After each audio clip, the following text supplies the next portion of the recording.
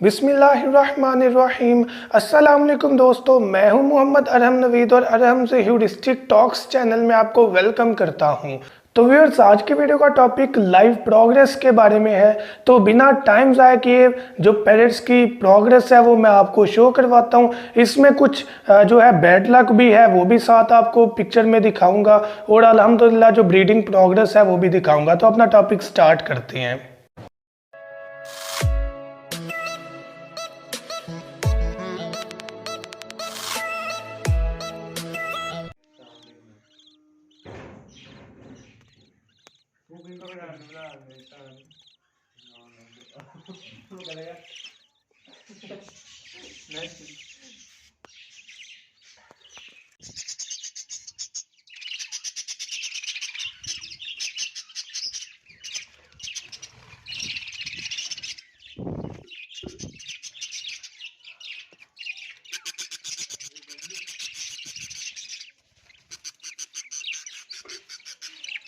तीन दो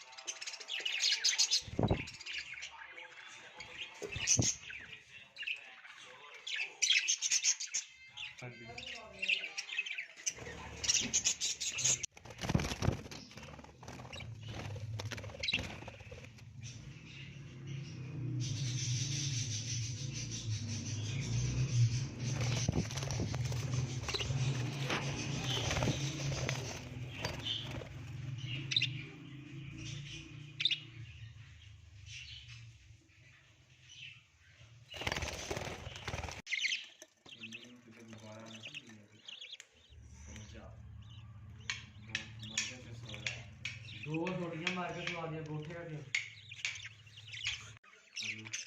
आदर में देख के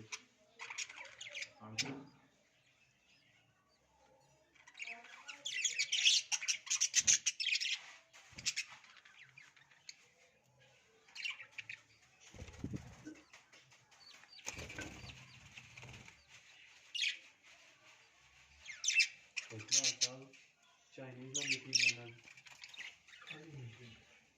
4 किलो पहले ठेके ते लगी तो चाइनीज प्रोडक्शन करेंगे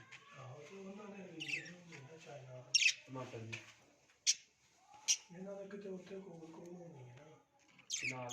इन्हें करना है मैंजन होते एक कार में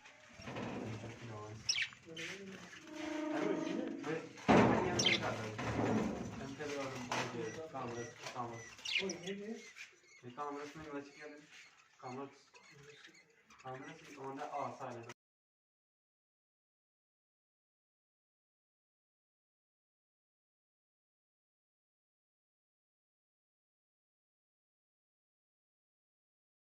तो आपसे यही रिक्वेस्ट है, एक मेरा जो सिंगिंग चैनल है उसको विजिट करें, और दूसरा फेसबुक पेज को भी लाइक करें, और वहां पर कांटेक्ट आप कर सकते हैं। तो मैं उम्मीद करता हूं कि आपके लिए ये वीडियो बेनिफिशियल होगी। Thank you so much. दुआ में याद रखिएगा। अल्लाह हाफिज़।